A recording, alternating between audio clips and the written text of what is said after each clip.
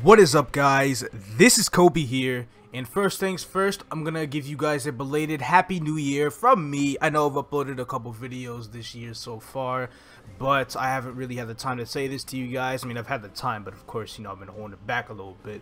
But I hope everybody's first 2 weeks of the new year have been fine, because I feel like, at least for me, they're about to get even better. First things first, I just want to say welcome. Welcome to probably the best training guide I'll ever make. And I'm going to be saying that for just about every training guide afterwards, if I'll be making training guides after this. These take a little bit out of me to make, but that's essentially okay, because, you know, it's a lot of content that you got to put in the video, a lot of files, a lot of everything. There's gonna be hundreds and hundreds of images and text files that are going to be in this, just thrown apart. Thrown together, and overall it's just going to be a really long and hopefully really informative video, because not only do I want to cover training, but I want to cover how you can do certain things such as navigation, explain a little bit about Star Force, explain a little bit about Arcane Force, talk about the dailies that you could do to get slightly stronger while also getting good EXP from that as well. So I won't just be covering training alone, it'll be covering questing and essentially everything that my last training guide did, but I'll try to add a little bit more to the table. Now, if you do notice, if you did look at the description, I did remove the power leveling segment for the training guide, because I feel like those who are already strong enough to do power levels or already knowledgeable don't really need a guide to tell them what to do. So this will be more catered towards the newer players and how I can help them progress through the game. This video is going to be divided into 5 different categories. The first category is going to be introductory tutorials. Like I said, talking about navigation, Star Force, Arcane Force, EXP Multiplier, spawn enhancers, all that stuff. Next is going to be training, all the training maps available from level 1 to 275 that I will be showing in this video. Next will be the questing. It will be the same as what was in the override guide, level 30 to 200, but with the few new additions that have come out ever since then. I'm pretty sure there are about 2 new theme dungeons. I can add 3 if I add some more GMS exclusive ones to the mix, so look forward to those. There are going to be some newer additions for the lower level maps for both training and questing. And then my 4th category will be dailies.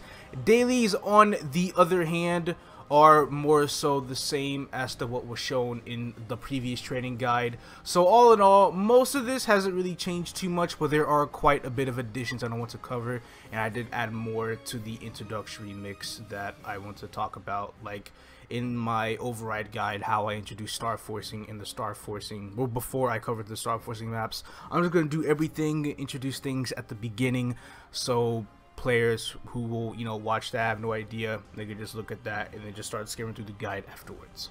And then last but not least, we have the conclusion. I'm going to close this Black Mage video era. It has definitely been fun while it has lasted, though I did not take as much advantage of it as I thought I would. I figured the whole Black Mage era, just helping people out with the whole, you know, update and whatnot, was phenomenal. I love being a great source of information for this entire update, and I hope I can continue for the next big update. So, without further ado, before we get to the training maps, let's talk about certain things.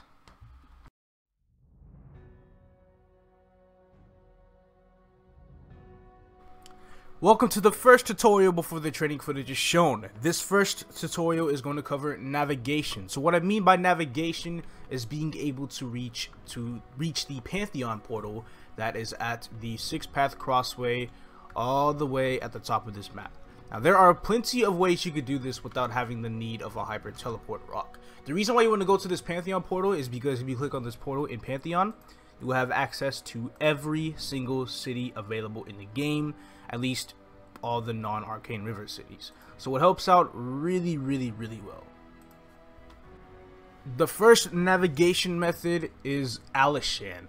So when you reach level 33, you will have a quest on top of your head, which is not this one, this is something different. When you reach level 33, you get that quest, you will accept the dialogue, and then you will be teleported to Aran, which will be this map right here. Now, this is really helpful because when you get teleported to this map, you can go to this portal at the very top of the map, and you'll be directly transported to Genesis. Once you reach Genesis, you can click on the boat through the quick move. Click yes on that dialogue. Come down right here, and you'll be at the Six Path Crossway, the same exact map as the Pantheon portal. So that's method number 1. Another method, this one requires you to be level 60 plus, is the Parion Maple Guide. So make sure you have some near town scrolls or return scroll to the nearest town in your inventory, because this will be useful. You want to go to the excavation site and you want to eliminate 250 wooden masks, which I believe are, pretty sure those are skelly dogs. But going to the left side here, we will have the rocky mask, and then as we keep on going, we will have the wooden mask. You want to eliminate 250 of these mobs. Upon doing so, you will be granted a stamp, to which you can teleport to this area regardless of what level you are. How the Maple Guide usually works is that once you outlevel an area by a certain amount, you will no longer be able to move to the area. But if you do get the stamp for said area, you can move regardless of what level you are. This stamp is really good because once you go to this area and you use a near town scroll, you go to Parion, which is the exact same as going to Genesis, which means you could use quick move, talk to the boat, and you'll be able to go to Six Path Crossway. So it's a very simple method, and all it requires is you to kill 250 wooden masks. Another method of navigation is to accept the Theme Dungeon quest Mush King Summons. Now, I'm not going to use this as a key point because there's some people who actually want to quest and do quest in this area. But the reason why this is a decent navigation method is because once you accept the quest, you get an invitation, and the invitation brings you to the castle entrance. Upon entering the castle entrance, you forfeit the quest, so you will be able to re-accept and get the invitation again. After you forfeit the quest, you leave the map and you appear at Genesis, meaning you could just use a near town scroll, and then you end up at Genesis, and once again you use the same method of using the ship for a quick move.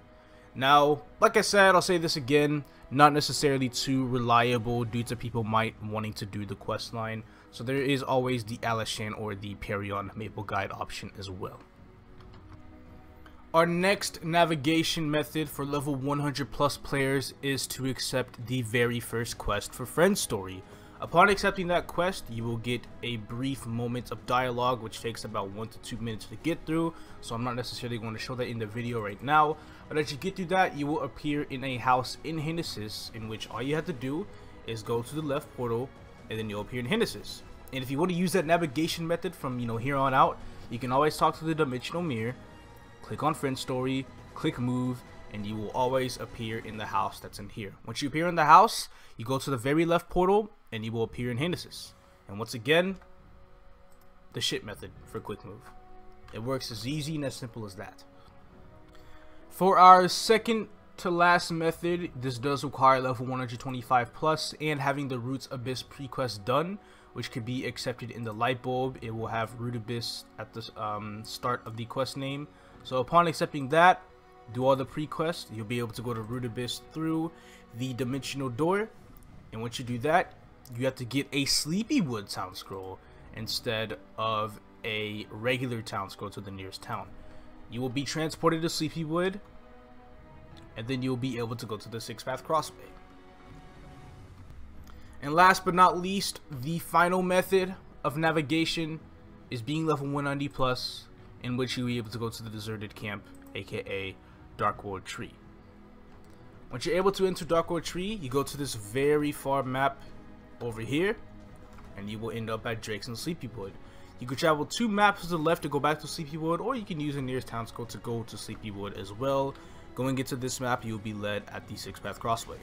And these are all the sources of navigation. I had to easily reach the Six Path Crossway to be able to go to the interdimensional portal in Pantheon and enter every single town in the game except for Arcane River with relative ease. Now, next up in this introductory tutorial, I would like to talk about Star Force. Star Force is needed because you do need Star Force to be able to fight certain monsters and maps for level 100 and above. So in order to begin accumulating Star Force, you will have a little Star Force count in your character stat window at level 100. This does not show before level 100, but you could still get Star Force before level 100 by Star Forcing your gear. All gear that is level 100 or below, or level 99 or below, will cap out at 5 stars. Gear that's level 100 goes to 8 stars, gear that's 110 goes to 10 stars, 120 goes to 15, 130 goes to 20, and 140 plus goes to 25. So how Star Force works is that if you are in normal servers, you will have to click this red button in your item inventory, put it equipped there, and you have to use up all of the enhancement slots, the scroll slots. In reboots, you do not have scroll slots, so you will be able to Star Force right off the bat. Now, a big recommendation for the newer players is that I highly recommend you do not Star Force your armor above 10 stars at early game.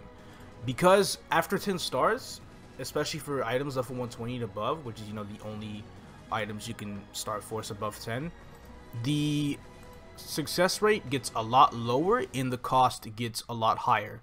Whereas for 10 stars, it's a lot cheaper. The first 5 stars of Star Force, failing a star or failing an attempt means you get to keep the star, you don't drop one. But after 5 stars, going from 5 to 25, you will drop a star upon failure. In a very later update, which happens in the summer for overseas servers such as GMS, MapleStory, and whatnot, you will not drop stars below 10 stars, and the success rate for 10 to 14 stars will get slightly increased. So as you can see, I'm getting the star up to 7. If I fail, it drops to 5. So if failed, drop to 5. That's a brief little explanation. Now there are check marks, which every 5 stars on an item does resemble a check mark, meaning you do not drop below that certain point. So if you get to 10 stars, you cannot drop below 10 stars. 15, you cannot drop below 15, and 20, you cannot drop below 20. Upon equipping this glove, you will be able to gain 5 Star Force, but I have another 10 Star Force glove on, so because of that, I do end up losing 5 Star Force when I equip the glove.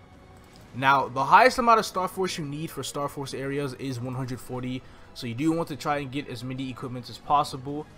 That includes accessories from bosses, just items that you get from mobs, so on and so forth, and just Star Force it all the way until you are able to reach 140 stars. Upon reaching 140 stars, you will become completely eligible to train at every single Star Force area, though I believe for servers like GMS, having 140 Star Force isn't necessarily too big of a deal because there are very decent alternates to maps such as Omega Sector for level 180 plus. So that's a little brief introduction on Star Force. So without further ado, let me talk more about the other force. Next up, we have Arcane Force. So essentially what Arcane Force is the force that is required to train out monsters in Arcane River. Upon reaching level 200, you get a quest called A Greater Power, in which you have to kill 10 Happy Urdas without Arcane Force, which is the very first monster in Arcane River. That does have a requirement of 30 Arcane Force to do full damage on their map. So when you have 0 Arcane Force, you only do 1/10 of your real damage in the map. But upon killing these 10 Happy Urdas, you get an Arcane symbol, and the Arcane symbol grants you 30 Arcane Force and 300 of your stat. I believe if you are a Demon Avenger, it gives you 4200 health, and as a Xenon, it gives 117 strength, dex, and luck. So in order to increase your Arcane Force, first you must complete the entire Vanishing Journey questline to get the Vanishing Journey Arcane symbol, which does start at 30 Arcane Force, and doing dailies for the area will grant you 8 Arcane symbols every day, which will help you level it up. Now, you do need 12 to go from level 1 to 2, 15 from 2 to 3, 20 from 3 to 4, 27 from 4 to 5. EXP table is on the screen. But this is very time-gated content, as you cannot get a whole bunch of Arcane Force within a single day. This will take months to be able to progress to very high amounts of Arcane Force. So every time you unlock a new Arcane River area, you do get a level 1 symbol for that area, and you get to unlock dailies on top of that. So we have Vanishing Journey at 200, Choo-Choo Island at 210, Lachlan at 220, Arcana at 225, Morass at 230, and Isfera at 235. Each symbol starts at 30 Arcane Force, and they all go up to level 20, and at level 20 they give 220 Arcane Force each, meaning the highest amount of Arcane Force possible without any other means of stats is 1320 Arcane Force, which is, funny enough, the amount of Arcane Force required to fight the big bad black mage. But as far as training maps go, for the very high level training maps such as World's End and Limen for level 255 plus, you will need up to 880 Arcane Force to do full damage in that area. And that's the brief little explanation on Arcane Force. Essentially, it's very time gated. If you want to get more Arcane Force faster, you just have to level up to 235 as quickly as you possibly can, and that's essentially it. We're almost at the training areas, but I do have one final tutorial to talk about, and that is how to stack EXP gain. So I've compiled a list of things that will help out players when they grind a lot. So this list will consist of multipliers, additives, and certain spawn enhancers that you can have in your map.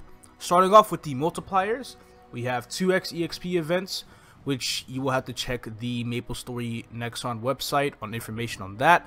Those are just when they feel like hosting them, but during that time you will have a multiplicative EXP increase of 2 times your usual amount. Now this is not multiplicative with the additives that you can stack on top of this, but it is multiplicative with the base EXP and other multiplicative items that you use. The next multiplicative item are 2x and 1.5x use coupons. They appear in your use inventory. There are some in my inventory right now. So I do have a permanent one that lasts for 1 hour for 2x EXP gain. I have another one for not logging in for a while. I did get 7 of them. Each of them lasted 15 minutes.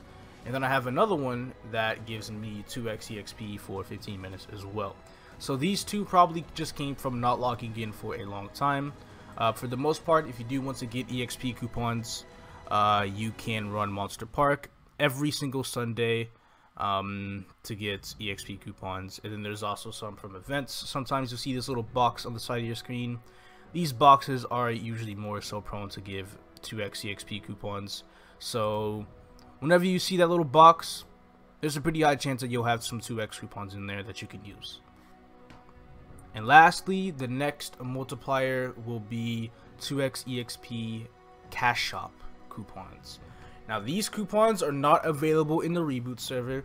This is for my normal server players only. But if I search up EXP, hopefully that did not work well. But if I even just go to the reward point shop, there should be a coupon in here. 2x EXP special coupon. So if I search up 2x EXP, I should be able to get a list of all of the 2x items or EXP coupons you can use. So we have the 4 hour, which costs 1.8k in X, the 1 day, which is 3.6k, and then the other 1 day, which is 3.6k reward points. Reward points are usually more so claimed by killing off daily bosses, which is a very important factor. You can buy this coupon once per month. You can also claim reward points by the monster collection system, which I will not be explaining in this video. I do have a video where I briefly explain that. I will link that a little later on or in the description as, you know, a little referral to what you can do.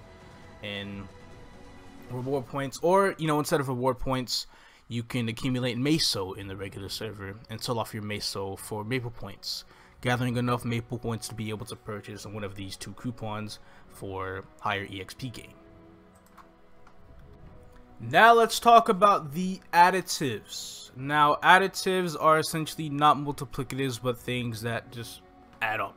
So if something is 50%, you get 50%, and then if you add another 30% on top of a 50%, those will just add up to 80%, if that makes any sense. So we're going to start off with the very first additive, which is the burning field. Now burning fields, more so in GMS, are usually very common, but what it is that there will be a certain stage from 1 to 10, and each stage gives 10% bonus EXP. So this map right here has stage 3 burning, meaning you get an additional 30% EXP from haunting monsters in this area. So this is really good for the lower populated maps, because those will most likely be at burning 10, in which the EXP rate will be an additive of plus 100%. Now this can stay at 100% for all maps with a very pay to win item such as the Fire Starter Ring. This usually drops in events such as the Marvel Machine or the Philosopher Book. The Marvel Machine cannot be rolled with Maple points. You will have to use real money for that. but the Philosopher Book can be rolled with Maple points for a very small chance of winning the Fire Starter ring. So if you're really up to gamble all that, go ahead, but I highly wouldn't recommend it because a Fire Starter ring can be pretty hard to get. Not as hard as other items though, but it can still be pretty hard to get. Next up, we have the introduction of runes. So when you use a rune in a map, your EXP will go up by plus 100% for 3 minutes. As to show you guys, there we go. Grants plus 100% bonus EXP until expiration. Now, it is only 3 minutes, but the skill duration can be increased by getting an Evan to at least level 70, which increases the duration by plus 30%. Level 120 for plus 50%, or level 210 for plus 70%. For me, I'd rather stop at 120 because 210 is a very long way ahead, especially when my main on this account isn't even level 210 yet. Having 50% EXP increase on runes is really good and does definitely help out a lot more for your training experience. Next up, we have the Spirit Pendant. The Spirit Pendant can be obtained through 2 different methods, or 3 if you count just various events. The first method is day 10 of the Fairy Bros daily gifts. So you can get this from the Fairy Bros once a month. Now, I don't know if this board is intentional or not in GMS because it's supposed to have 28 days, meaning you'll get a Fairy Bros gift on both day 3 and day 17. But in GMS, I'm just assuming it's only on day 10. Or you can get another one in the Mulong Dojo. You can get a Fairy Bros pendant, or not a Fairy Bros pendant, but a Spirit Pendant once per week in here, and it will last for about 3 days. So what's so good about the Spirit Pendant is that when you have it equipped, your EXP goes up to 10%. If you have it equipped for more than 1 hour, it goes up to 20%, and if you have it equipped for more than 2 hours, it goes up to 30%. So this is a really good pendant to have when you are training very frequently and for a very long time, because it does boost your EXP gain by a lot. Next up, you do want the Mercedes Link skill, Elven Blessing. If you have a Mercedes at level 70, then you get the Link skill at level 1, which is 10% EXP. At level 2, it's 15%, and at level 3, it's 20%. Remember, the Link skill levels are 70, 120, and 210. Like I said before, I would mainly want to have Link skills at 120 because 210 early game seems pretty far-fetched, and that should not be worked towards until your main character is at a later, at a later moment in the game. Entering Monster Park through the Dimensional Mirror, aka the same place where you're able to obtain the 2x used coupons, you are also able to obtain Monster Park Extreme Gold Potions. So these gold potions increase your EXP gain by plus 10% for 30 minutes, and they do stack with everything. Just be sure to run your Monster Parks every day, get the coins, purchase these, and you'll be good to go. Now, the Legion board, which I cannot show on this character, so I will show an image of the board, is a board that you can use for EXP gain on the very top right of the board. So if you have 6,000 total levels across your account, which is very hard to get, so new players don't want to worry about this segment or the next one I'll be talking about, you can get up to 10% EXP gain from the Legion board. If you have a 0 character, if you do not play in the reboot server, and if you have created a 0 and got a 0 to level 200, you can get an additional 10% from that as well. So the Legion system will help you gain an additional plus 20% EXP gain for normal servers and a plus 10% for reboots. Next up, we have Holy Symbol. So one, you can have a Bishop Meal that will essentially buff you up with Holy Symbol. Holy Symbol is a skill that gives plus 50% EXP increased. If you do not have a Bishop Meal, that is okay, because you are able to craft decent Holy Symbol, in which at level 1 it gives 20% EXP, and at level 30 it gives 35% EXP. So at level 30 it does get close to the original Holy Symbol. Not quite, but it does get pretty close, and it does help you out quite a bit with training. Next up on the list is the EXP Accumulation Potion. You can get a recipe which mainly drops from just bosses you fight. To be honest with you, I'm not sure what the exact farming detail on how to get this potion is. I just remember it occasionally dropping for me when I do daily bosses and it just happens to be there.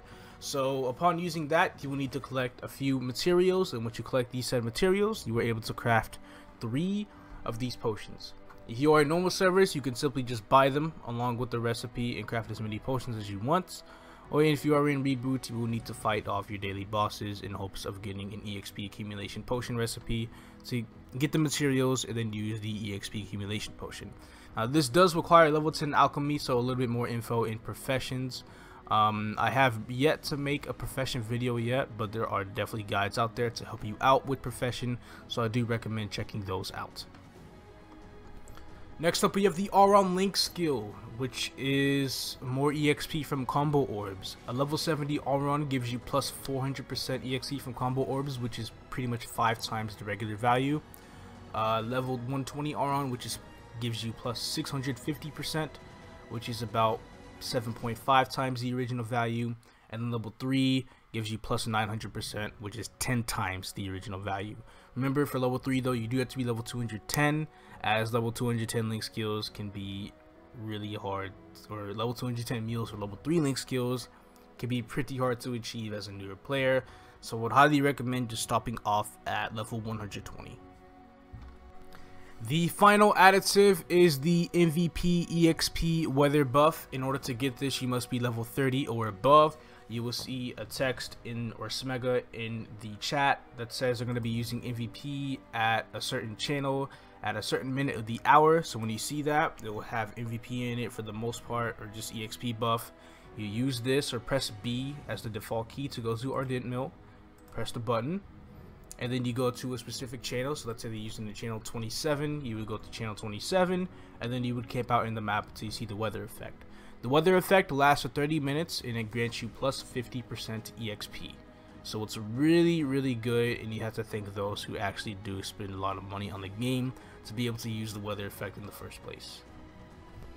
Last but not least, we do have some spawn enhancers in the game. First up, we have Kishin Shoken.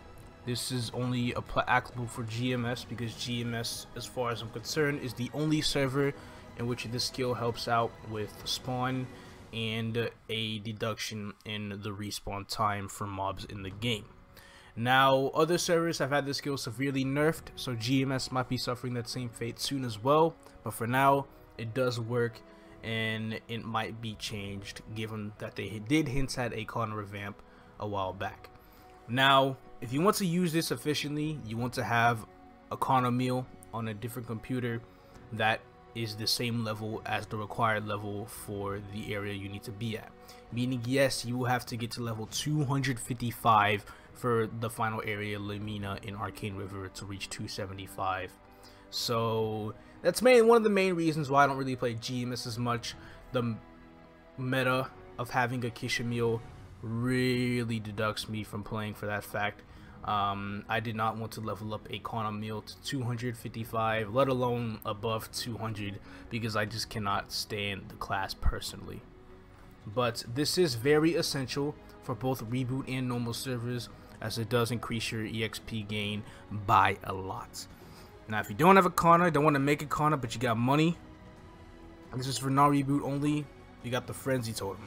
The Frenzy Totem helps out a lot, and it does help out a lot by increasing the spawn more than Kishin and decreasing the respawn time more than Kishin. And instead of having it as a meal, you can have it in one of your totem slots, meaning it could be on your main character and you can use it anywhere you want. No need to level up a different character to 250 plus. That's just all you really got to do with it. So without further ado, I hope you guys have enjoyed, or not necessarily enjoyed, but gained a few pieces of information from these brief little tutorials that I just previously mentioned. How to stack EXP, how to navigate, talking about how Star Force and Arcane Force works. So without further ado, let's get into the actual training. So in my previous video, I did have a little navigation screen at the corner of the map, at the corner of the video that did show you where to go. Instead of having it in the corner this time, I'm going to have it in a completely unlisted video that you'll be able to click on in the description down below. It will help you navigate to where or how you can get such maps if you don't know where to go. So for example, I'm going to show a map and in the navigation video you can click on the timestamp of said area, and I will show you guys how to get there, starting from Genesis, and overall it will just really help out. I will not be doing this for the Arcane River areas because for the most part Arcane River maps are pretty straightforward to go to, and there's really no need for navigation, considering that everybody who's already in Arcane River should already have a gist of what to do in the game. This will also not be applied for theme dungeons as well. As for theme dungeons, you can click on the quest and you'll be easily teleported to the area.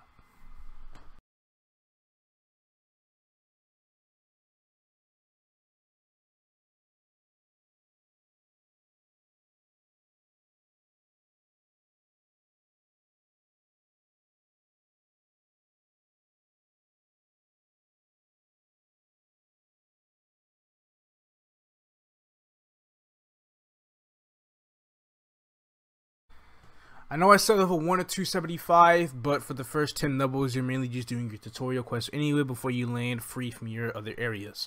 Some classes have to do tutorial quests all the way to level 30 or 35, you know, so on and so forth, such as the newer classes such as Shade, Cadena, Ilium, Arc. The list may go on. Those classes can't necessarily gain EXP from other areas until level 35. Zero can't gain EXP from other areas until roughly level 120, so there are restrictions on some classes where you can't train in other maps before level 10 or even 30. So we're just going to go ahead and start the regular training maps at level 10. The first few levels are mainly just dedicated to tutorial quests, so make sure you do those. Those are pretty straightforward, no guide needed for that, so let me begin. The first area will be Golem's Temple. This is where you will start your training. And if you don't believe me, I do have a video on that, my funding guide series. I started in Golem's Temple. This was the very first place I went to, and it is definitely a pretty decent area. Now, I would definitely start off at the regular golems, and as you progress to level 13 or 15 or so, I would definitely just say come to the mixed golems. The mixed golem map is overall really decent. As you get closer to level 20, I'd say around level 18 or so, you can go to the red golems that are in the map down below the mixed golems. These are the strongest golems, so you will be here till about 25-ish or so before you are going to be moving on away from golems. But overall, it's a very nice starting place. The monsters are very good, the EXP is very good, and you will notice your levels go by pretty fast in this said area. For the final 5 levels of your first shop advancements, you want to be at curse eyes. As you can tell, there are a lot of monsters in this map, and this will definitely keep you occupied all the way into level 30.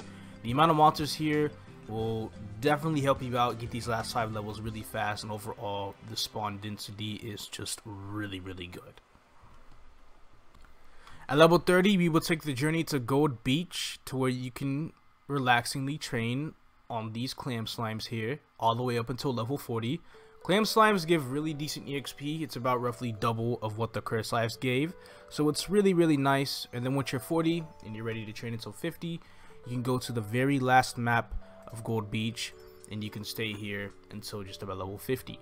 Now the EXP does get kind of slow for the last 5 levels, but overall there are hardly any better places to train unless you are a lot stronger than you think you are, or if you're in reboots.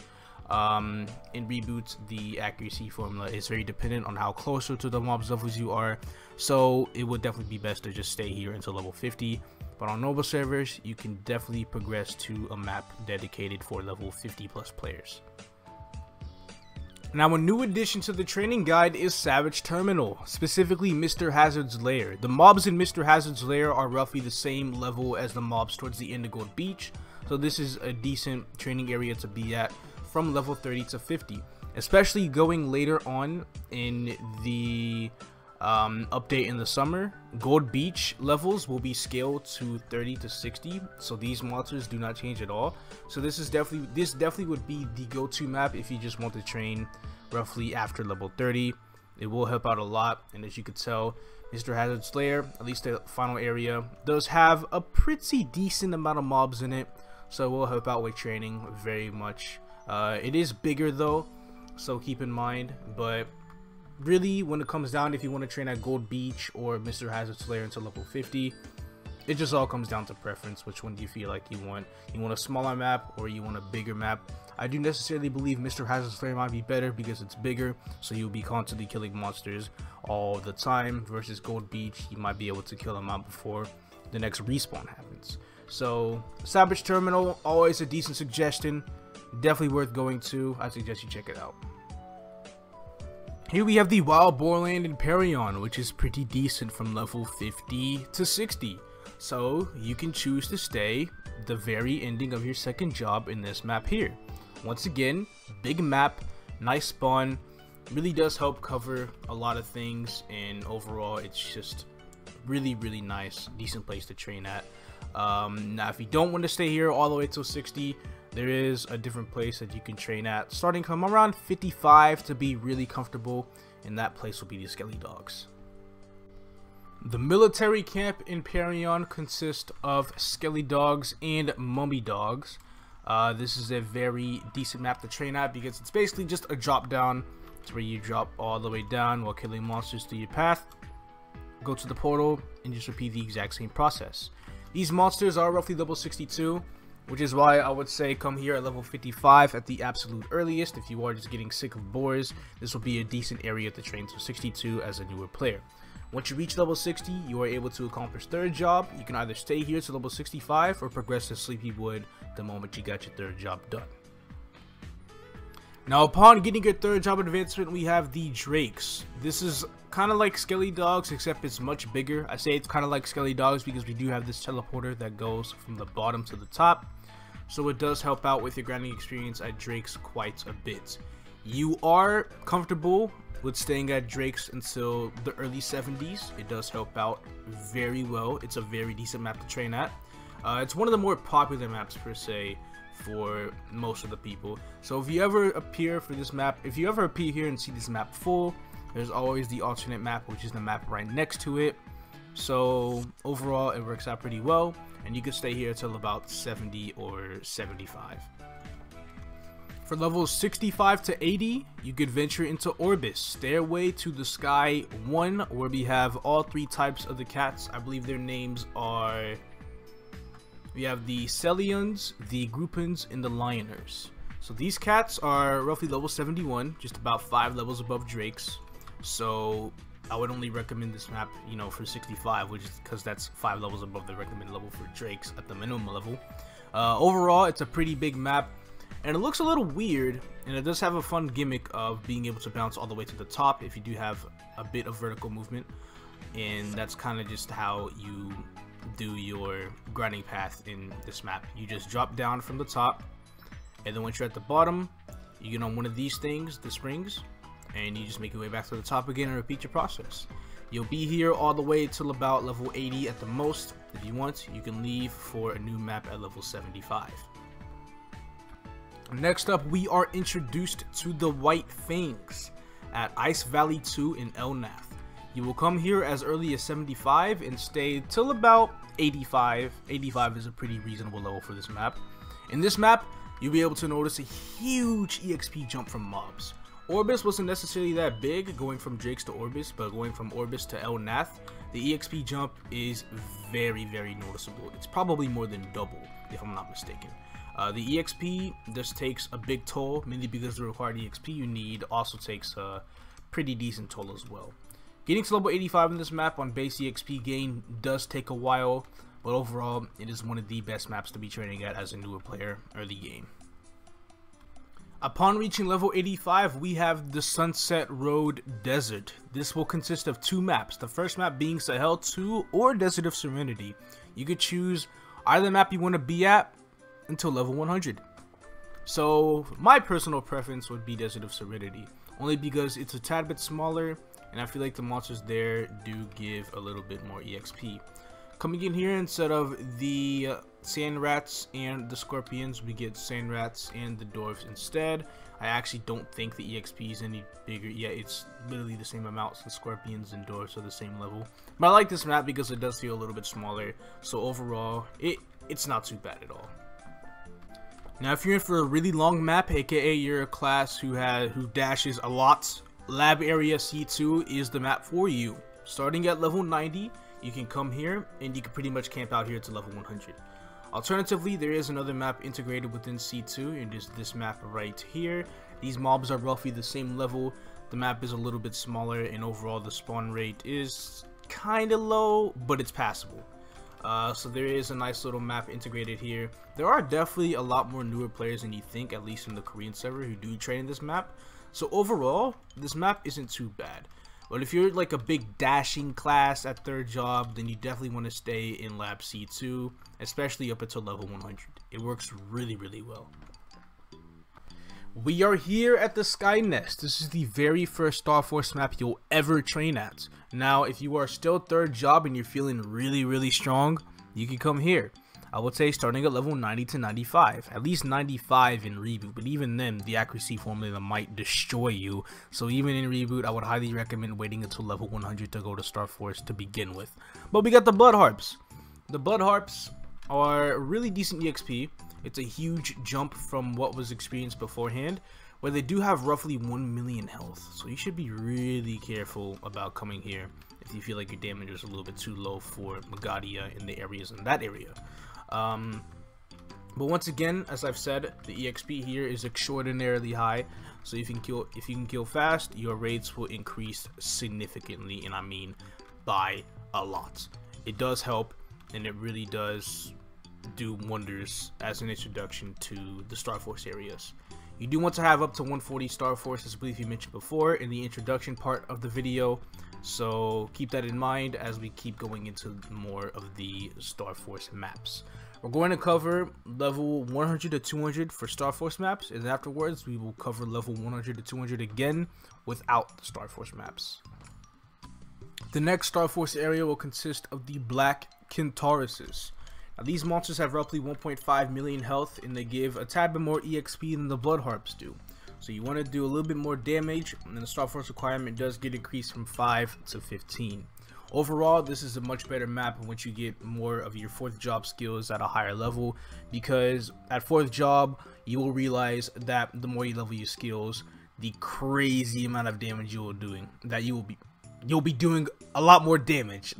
Rewording that. 4th job is definitely one of my favorite job advancements at early levels, because it does help out with your damage by a huge margin. You can go dealing very little damage with low level skills to very high damage with a lot of, or with high level skills or maxed out skills. So that's essentially it for Black Kentauruses. You want to be here till about 110 or so, and afterwards you could venture onto Ludibrium. For 20 whole levels, starting at 110 to 130, you will be trapped in this map here with dual ghost pirates. But worry not, because this map is really, really good. Once again, it's got the same old top to bottom scheme, teleporter at the bottom, but these guys are ridiculously good. They roughly have about 2 million health, a bit more in reboots. The EXP is a bit higher than reboot, but in normal servers it does range around 11,000, which is really, really nice. You'll be killing a lot of mobs here. The EXP, at least from 110 to 120, will shoot up depending on how fast you kill the mobs. 120 to 130, it'll go up at a pretty decent pace, but not as fast as before. But overall, these 20 levels should breeze by if you have the damage to be able to actually come here. In fact, I highly recommend following the non-Star Force guide. Highly recommend following the Star Force guide instead of the non-Star Force guide until roughly about 160 or so, if you just feel like you can't really keep up with the damage. Star Force maps generally give better EXP, but the monsters have a lot more health and they just become a lot harder to kill. But this map, I would say this is applicable for pretty much any newcomer or returning player or active player. From level 130 to 145, you can be at the Dead Mine, which will include the Bulldogs, the Cerberus. These monsters are roughly a little bit better than the Dual Ghost Pirates.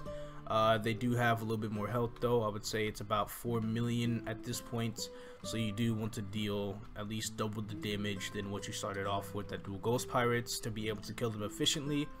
And after that, you should easily be set for this map right here.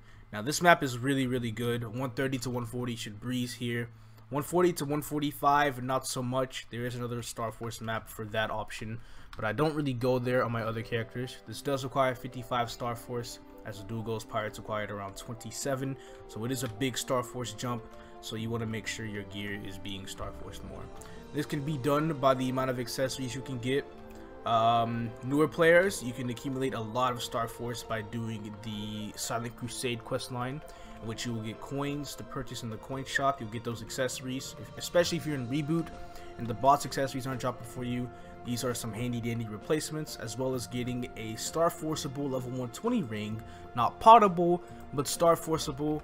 It will just really help you out with the Star Force accumulation as well.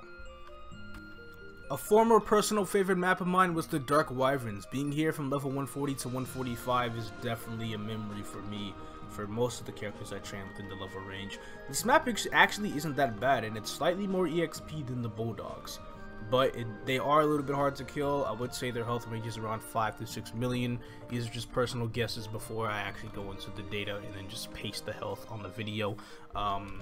But overall, if you were able to kill these guys frequently, this might even end up being better than the Bulldogs because of how much more EXP they give and how they have a little teleporter here that goes from this spot of the map right here to the very top left, and you'll just be able to jump down and go to the very bottom, and then upon entering the very bottom, you just use whatever mobility skills you have to reach the portal right here, and then repeat the process. Overall, it's a pretty decent map. Definitely stay here to 145 before making the huge transition to Kerning Tower, because after Kerning Tower, it really becomes a game changer. So, starting at level 145, I would highly recommend 150 for Reboot instead, but we've got Kerning Tower. The Star Force area, it does require 80 Star Force, whereas the Leaf Free map required around 60 to 65. I'll check that a little later. But these guys have a lot more health. They do range around 10 million health, so you want to make sure you are, packed up for that. But overall, once you are, these guys give pretty close to around 40,000 EXP per kill base.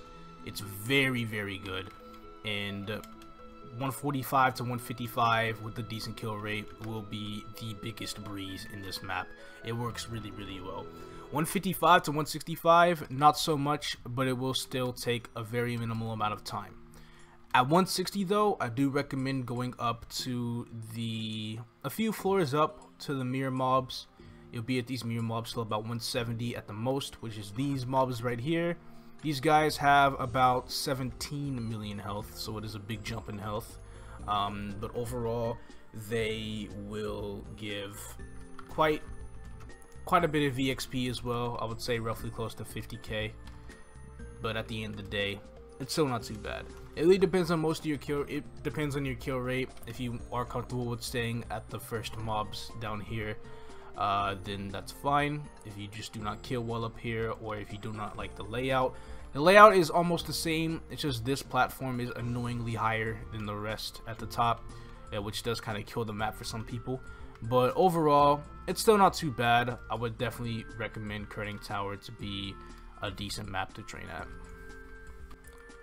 So ending the Star Force journey, this area does require 140 Star Force. There are two decent Omega Sector Star Force maps you could train at. This first one being Corridor H01, which does consist of level 178 gray commuter saucers. These guys have roughly 30 million health, and so do the golden ones. So you want to make sure you are, packed with a lot of damage if you want to train here. If not, there is no shame on going to regular maps, because I do believe after Kerning Tower, the regular maps will end up being slightly better than the Star Force maps, and I will introduce why a little bit later. So this is Corridor H01. This is the layout, and if you want to see the layout for H03, it's the exact same as H02, but we will be going there anyway. And here we are. It's basically just all the gray mobs, and it works out really, really well. For some of my classes I trained in KMS to 200, I did stay in this map all the way till 200. I'm not necessarily sure if that was the best idea or not, but overall, it really wasn't that bad. Now, would have been better off if I made the transition to Twilight Perion in the 190s. This map wasn't necessarily too bad, so I'll give it that. And that's essentially it for Star Force maps. So Star Force View, very good early game, but it does kind of fall off entering Omega Sector. So after Critting Tower, I would definitely recommend to not train at Omega Sector unless you just really want to, or unless you're just absolutely broken and you can one-shot these mobs, then go ahead. But if not, there are better recommendations that will be shown in a brief moment. Upon reaching 4th job at level 100, the Dark Rashes map is actually not too bad at all. Now it's 2 sides, each side has Dark Rashes on them. Just be sure not to get the debuff that they provide, but it's really easy since you guys are really easy to kill in one hit anyway. So overall, the EXP is not too bad. It's slightly higher than what was at Magadia, but at the end of the day, it just seems like it's overall better than Magadia, of course, because of how many mobs that you're able to spawn. Now, for the job, you do have decent mobility regarding some classes. There's some classes whose mobility is just really bad for maps like these, such as Mechanic. So they will have to find themselves a smaller map to train at. And what better small map to train at than the one that's to the right of this map right here? The very first map to the left of Leaf Free, it does introduce the Rashes. The EXP is not, you know, that far out from Dark Rashes, but overall, it's still really nice. There's only 3 platforms you gotta worry about, and each spawn on each platform is actually pretty passable. From level 108 to 125, you could train at Robos. Now, in normal servers, like I said, it's probably a lot better off as a newer player to train at Dual Ghost Pirates, but in reboots, this map is definitely one of the best. Now, I'm pretty sure it's also kind of crowded in Reboot in a way as well, but I'm not too sure. I haven't checked in a minute. But these Robos have really nice spawn. They're around level 113 to 114, so you will start off with lackluster damage, but as you level up, your damage here will go up a lot, and so will your kill rate, resulting in much better EXP. 120 is when this map will start getting slow, but I will highly recommend ditching this map immediately after 125 to go to Korean Folktown next. So at level 125, the very first quest you should start off with at Korean Folktown will be the Moon Bunnies. Or the very first map will be the Moon Bunnies. Moon Bunny spawn is really good. You really only have to stay in one place. Just going to like a straight line and killing mobs and whatnot, and it helps out really well. Alternatively, in Korean Folktown, you can accept these wanted quests across all the maps. There should be about 7 of them, and killing off a certain amount of mobs will grant you a really nice amount of EXP and Meso. By nice amount of Meso, finishing all 7 quests will probably have you walking out of Korean Folktown with about 6 or 7 mil. But overall, these quests are really good and really worth doing as a new player, as it does help out with EXP gain and just exploring the map and killing monsters and just getting a lot of EXP overall. So that's for the first part of Korean Folktown. The next part of Korean Folktown is the Haunted House, which I do recommend you be level 135 to train at, especially for reboot players, maybe even as low as 130 in normal servers. And you could be here all the way up until level 150, believe it or not. It's actually really good EXP training here to 150, more so in reboot. I know that's what I did from personal experience. The goblins do give roughly a lot of EXP, and it does just help out with overall gain a lot. Once again, you can do the quest in this area. You can either train here or train at the yellow goblins in the map here.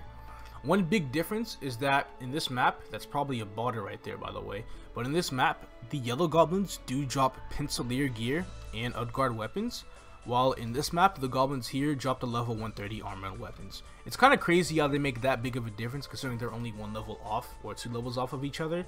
But it does make sense considering that these guys are in the 130s while the yellow goblins are level 140.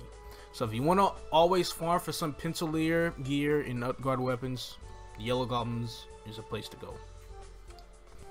Starting at level 145, you can train at Critting Tower non-Star Force maps. You can do the quest line or just train at regular maps. The killer cosmetics are actually pretty good in terms of EXP gain.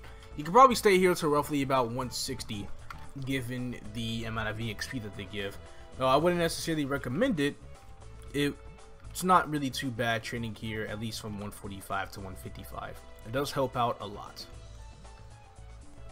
Next up, at level 150 to 165, we have the Mantis and the Blood Mantises at Colossus. Now, they are roughly the same level, a little bit lower than the Cosmetics and Kerning Tower, but the layout here is just too good to pass up on. I have trained in this map on several characters, and they've been good every single time. I would definitely recommend this map for a newer player, even on normal servers or a reboot. I highly believe that this map is a killer in reboots. It does help out quite a bit at, the early game stages, and overall I just feel like it's really good to pass up on. Normal servers, I would recommend Star Force if you do have the Star Force for it, but reboot, this map is a pretty big necessity. So remember when I said it's good to pass up on Star Force areas after Kerning Tower? Well, I'm about to show you why right now. Going to Showa Town, you'd be able to go to the hideout, and into the hideout we start at a certain map called Parking Lot. I don't necessarily think Parking Lot is much of a good map unless you do have Kishin Shokan to help boost the spawn, but if you don't, I would just keep on moving. The map that you want to go to starting at level 160 is Armory. You can train at this map all the way to 190 if you want. 30 whole levels. Well, the last 10 levels might be pretty slow. It's a lot better than training at non-Star Force maps that give a lot less EXP overall. So these guys have roughly 20 million health. A little high, but the EXP does range around the 70,000s, which is how much, which is a little bit less than the Star Force Omega sector count. But what makes this map really good is that there are male bosses that spawn in this specific area right here. When you fight these bosses, they will spawn a lot of mobs that give roughly the same amount of EXP as the Dust Vipers, if not maybe even a little more. In fact, they do give a little more because they are a bit of a higher level. But your main source of EXP comes from killing or attacking the male bosses in this map, to the point where they are encouraged to spawn more enemies in the map as well. So once those bosses are gone, you immediately just go back to other areas in the map and kill the Dust Vipers, and overall the EXP gain is just phenomenal. This is a map that I would highly recommend training at for all players, normal server or reboots. If you think Armory is a bit too much of a hassle, you can always do the Temple of Time questline, which is required for 5th job anyway until the summer when Adventure drops. But you can always do the Temple of Time questline to go to Road of Oblivion 4, the non-Star Force portion of it. This map is, I guess, now, back then it was decent, but now it's hardly worth training here, but it is still a given option nevertheless. I just believe maps such as the Star Force areas and Showa Town just completely overshadow it so much. And the map layout compared to those maps is also really weird. It used to be a pretty decent map to train at. I believe it is still not too bad of a map to train at in reboots, but overall there are just so many more maps that help out with it as well, or help out in this level range as well, and it's almost not worth. We also have another one that's kind of like Oblivion, but it's called Knights District 2.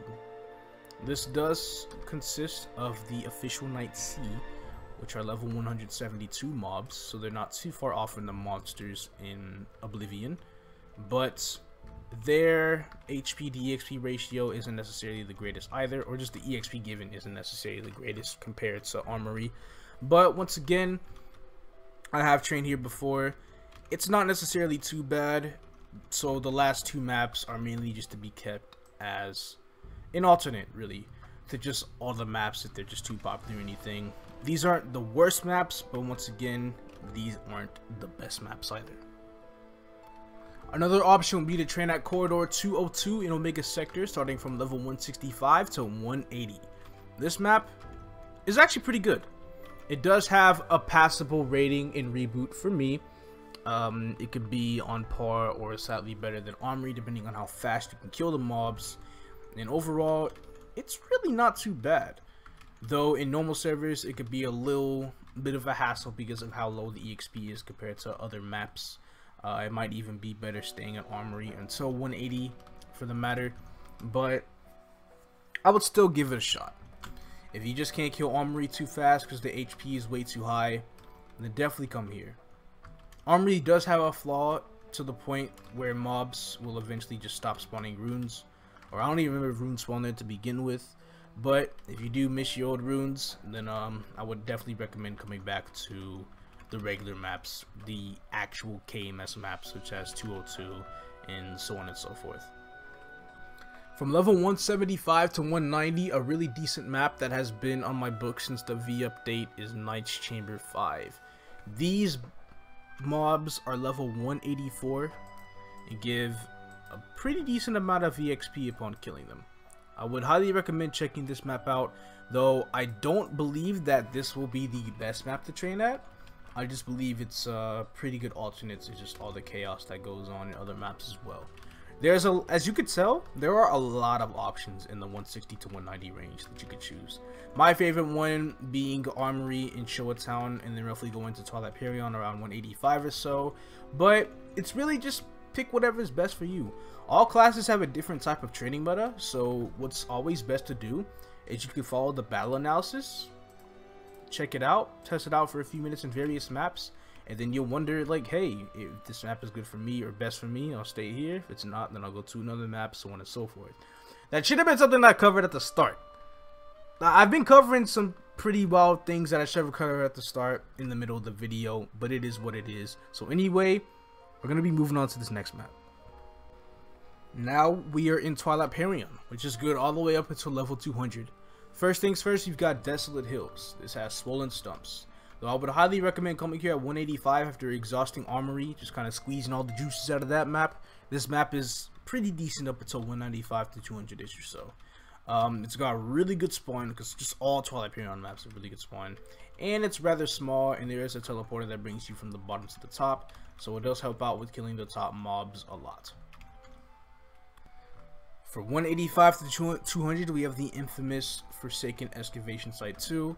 If you do not have spawn enhancers such as Kishin Shokan or Frenzy Totem, this might not be the best map for you. But this will be the best map for characters who don't really move all that much and who can cover a lot of, area in small maps, such as Mechanic in Ilium and whatnot. I had a blast training here with my Mechanic. I figured it was one of the best maps I could train at. If you do not want to train at Forsaken Excavation Site 2, you want more movement, then Forsaken Excavation Site 4 is a better map. The mobs are a level higher. If you do like dropping down, it is one of those maps to where, there's a portal at the bottom and you are able to spawn at the top upon using the portal. And overall, if you just feel like you want to just drop down, it helps a lot. Now these guys do have a buff on them to where once they use it, all critical attack or all non-critical attacks will miss. So if you have very low crit rate, then I would not recommend training in this map. Another map I would go to, mainly for classes that move around a lot and they don't really have spawn enhancers, would be Fest 3. Fest 3 is a map where you go in an oval instead of a circle, really, because you go all the way over here, go down, and then you go all the way over here. So it's really just for the maps that can just cover a lot of range, or cover a lot of ground without having the need of a spawn enhancer. I know I was here on like a Cannon Master, since Cannon Masters move around a lot, so they can cover a lot of ground on those long maps. Once again, I recommend this map if you do not have Kishin or Frenzy Totem. If you do have one of those two, then it'll be best to just stay at Forsaken Excavation Site 2. All the way till about 200 for all three of these maps given. Now I'm going to be covering a little bit of Scrapyard and Darkwood Tree. These are two areas that are highly overlooked by Arcane, or that don't really get looked at as much by Arcane River, because they are level 200 plus maps, and so is Arcane River, which is Fit Job, so that's the main place you train at for level 200 plus. So without further ado, if you're not Fit Job for whatever given reason, Scrapyard and Darkwood Tree aren't necessarily too bad. So we're going to start off with Hill 5, which is decent for level 200 to 210. Hill 5, it's got that little, it's not too big, but at the same time it's not too small. It's got two platforms, or just two layers. We just got the bottom and the top. Mainly there is a teleporter right here that takes you up to right here, so you can just make that obvious circle going here and then just going back around, and overall the map or the mobs killed shouldn't necessarily be too bad at all. I know I was here for a little bit on some of my characters, even up to like 205, because it actually is a overall decent map after level 200. One of my favorite maps post level 200 is the Black Heaven deck. Now in reboots, I would highly recommend not training here until level 210 if you're not 5th job. Once again, for whatever reason that may be, if you're playing a new class that doesn't necessarily have 5th job unlocked yet, then so be it. But as of now, there really shouldn't be any reason why people aren't 5th job, but I'll cover these maps anyway. Deck 1 is really good. There is a teleporter that goes from the bottom to the top all the way over here. Okay, so just from one side to the other. So if you do have vertical skills, then it helps out a lot.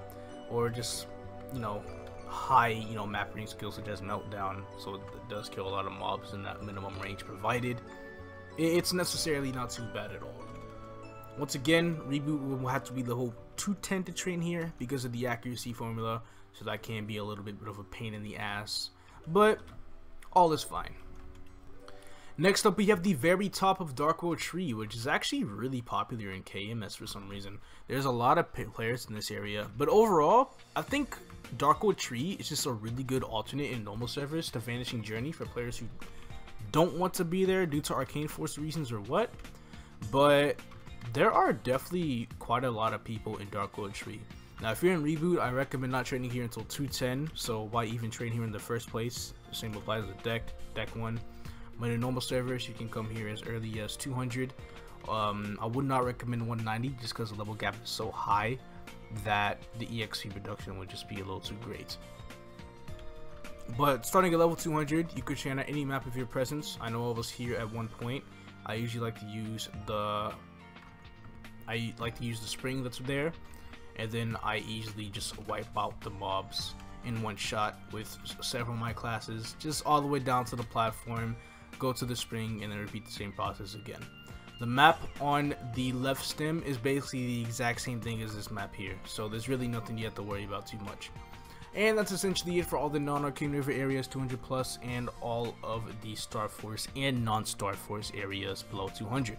Now it is time to venture into 5th job content in Arcane River.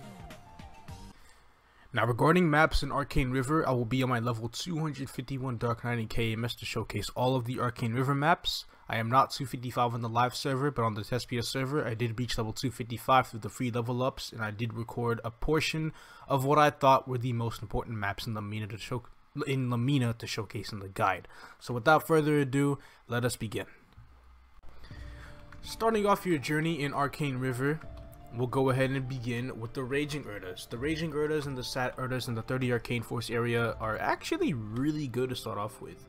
The maps are a little big, but if you're able to navigate around, you'll realize that the map has a lot of spawn, and that applies with both Raging Urdas and Sat Urdas as listed before. I can't necessarily show you here because there is a person here, or in quote, a person. This is actually a butter, by the way. But overall, as you could tell, there are, as they respawn, not too bad of an amount for a server that doesn't necessarily have Kishin. I believe these are some really decent starting areas to train at, and overall really do help out in your starting off your journey to Arcane River. Now we progress to the mountain. This area requires about 40 Arcane Force. The two good maps here consist of the Blazing Urdas and the Soulful Urdas. Blazing, once again, has that same little drop down pattern that's in just about a lot of the maps that I mentioned before, but overall it's really not too bad. I first started off here going to leveling to 210 in this very map, but it works out pretty well. Of course, Tranquils can be a little bit better, but what's better than Tranquils for certain classes would be Soulfuls. Soulful Urdas are really good for characters that I had listed before for maps that can train at Fest 2 comfortably, such as like Mechanic and Ilium, and even Ice Lightning. Ice Lightnings are a killer in this map. This map might even be the best map for 210, or up until 210 for Ice Lightnings, and so on and so forth, for characters that are just really comfortable with this kind of map layout. As far as I'm concerned, there is no teleporter here, but overall, if you're already able to take over the whole map, because the map is already not too big as it is, then it's really good. Next up, we have Tranquil Urdas. There's a ton of maps for Tranquil Urdas. One of the best maps would be being the map that is down here. At this time in Korea, there are definitely a lot of people trading in this area, so I can't necessarily show you footage of me trading here. But as you can tell, these maps are more so really long. They're not tall, but they're very long. They are really good for maps or characters such as Buccaneer, who's able to just storm through all the monsters like that. And overall, they work out really well for just the majority of classes that can just walk through mobs, such as what I'm kind of showing right now. Most of the maps have this kind of layout where they're long but not very tall, and with that, mainly the more mobile classes would have a better experience training here. This is actually one of my favorite maps in Vanishing Journey. Going up here leads to a map that requires 80 Arcane Force, and the mobs give roughly 200k base EXP when you're in level range, meaning that they're super good. Once again, it's one of those long but not tall maps, so the mobile classes would have a much better experience here. If not, they could even go to the 80 Arcane Force Soulful map, which I haven't necessarily shown, but I will here in a minute. It's not necessarily too big. It is a lot better for classes who are not really good in the long maps. But overall, this map is definitely really good for those who are really mobile. The spawn isn't necessarily as great as some of the other maps, but the fact that these guys just give double the EXP, not double, but close to it, it's a really good map to be at up until 210. This is the 80 Arcane Force Sulfur Urda map. Once again, it's not necessarily as long. The layout is a little different. So for classes who don't necessarily want to move around too much, the map spawn here is actually not too bad. They give around the same EXP and they are the same level as the mobs in the cave, the worms in the cave that were shown. So overall, if you don't really like the worm layout, like this one better, this one would definitely be the one to go for. Starting at level 210, you get your access to Choo Choo Island, and I recommend one of the first maps to train at or test out would be Biddy-Bobble Forest. Now this map is really good for characters such as Night Lords and Angelic Busters because they both have skills that can easily hit the top platform while they're at the bottom. Now if you are a class that does follow that criteria, then I highly recommend checking out this map. It doesn't necessarily compare to the map that I'm going to cover next because a lot of classes are really good at this next map, but Biddy-Bobble Forest overall isn't necessarily too bad, and I highly believe it is worth trying out. Next up, we've got the overpopulated Slurpy Forest Depths. This map is really one of the most popular maps in Arcane River in general, only because of just how good that every single class can perform here. Now of course there are better maps in Choo Choo Island for some classes, but Slurpy Forest Depths is friendly for all in just about every single server. We currently have an arc that is training in this map as of right now, so you can kind of just see the style that the arc kind of trains in. It's actually using the Fit Job skill to just cover all the monsters in the map, and when you can do that in such a small map, the EXP is extraordinarily good. See how there's just no spawn anymore? The arc really does a good job at covering the or how well you can train in this map given how small it is. They're just easily able to take out the spawn before the next one even starts.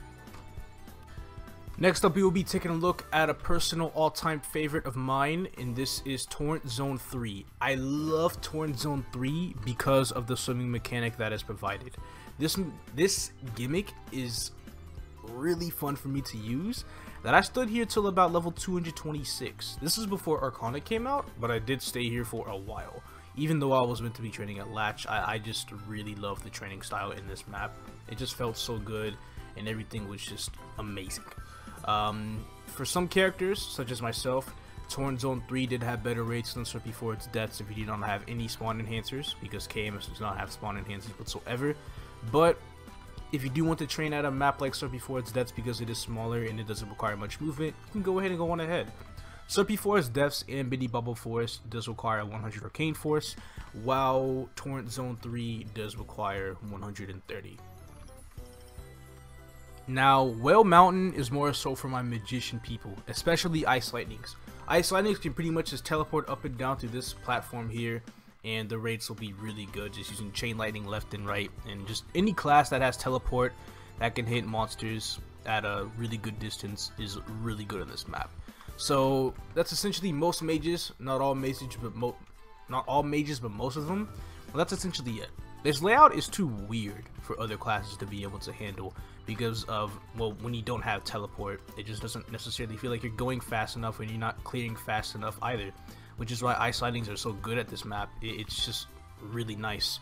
But if you're not a class that meets the teleport criteria, then I highly recommend you find someplace else, such as Torn Zone or Slippery Forest, because those are both really good maps. Now, in the spring of 2019, overseas servers will receive special changes to latch maps to where they will be revamped to make farming there a little bit more comfortable. Now, one of the first latch maps I have in mind is Chicken Festival 2.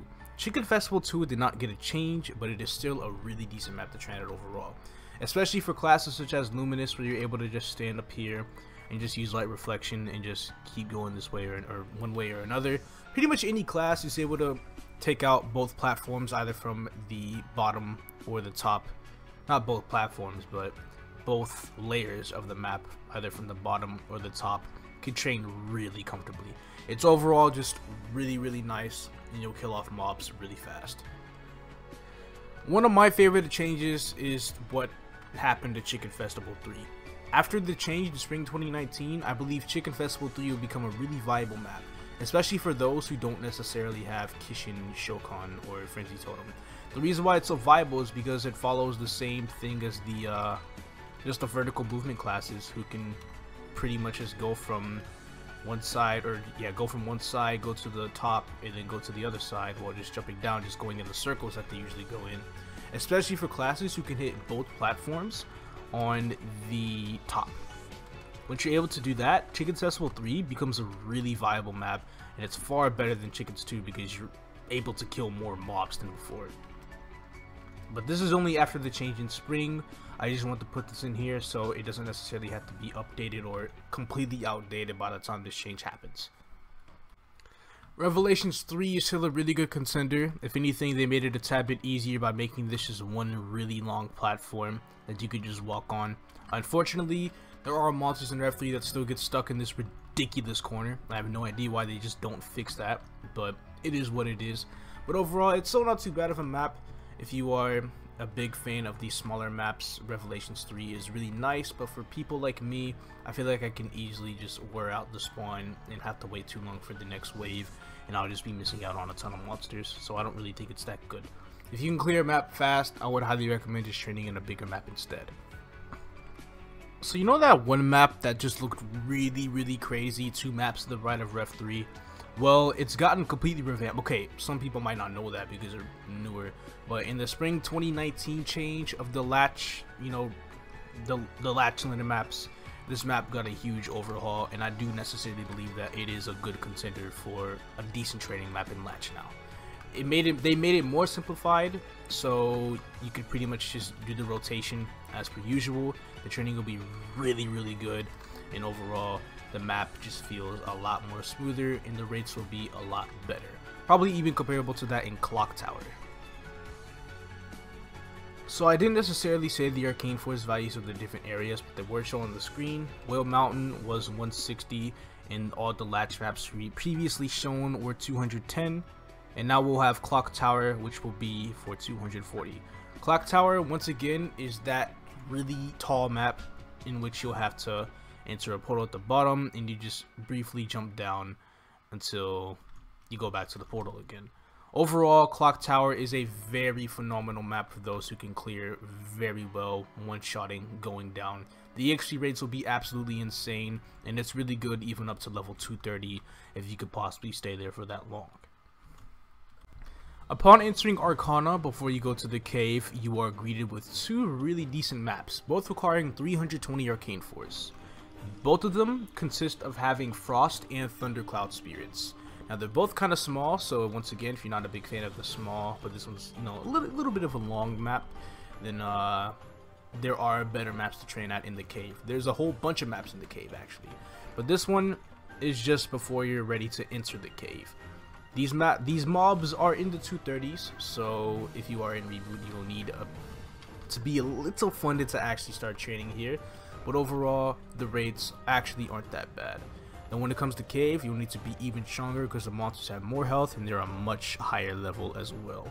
Let me go ahead and show you the other Frost and Thundercloud map. These maps are actually greatly appreciated in my honest opinion. I don't feel like a lot of people train here because, you know, some necessarily don't need to train here, or some people are kind of clueless on how good this map can be. Especially when they have high burning numbers like these, this map can be really good. And this map is a tad bit longer and a tad bit bigger, so at the end of the day, it might be a little bit better than the map that was previously shown. But overall, these two Frost and Thundercloud maps are really nice. Back in my previous guide, this was the in-game map. This is where you would train to the max level 2. Oh man, there has been so many more maps that has been released in Arcane. About 5 more areas of Arcane that have been released. This is nowhere near close to the in-game map anymore. There are so many more maps I need to cover. But without further ado, I might as well just go ahead and cover the former in-game maps that were here before. First thing first, starting off with the infamous CLP, Cavern Lower Path. We got these Chaos Spirits here. I'm pretty sure they're called like Befuddled Spirits and GMS. Don't necessarily remember the name too much, but I will look it up. But even in KMS, this map is intensely popular.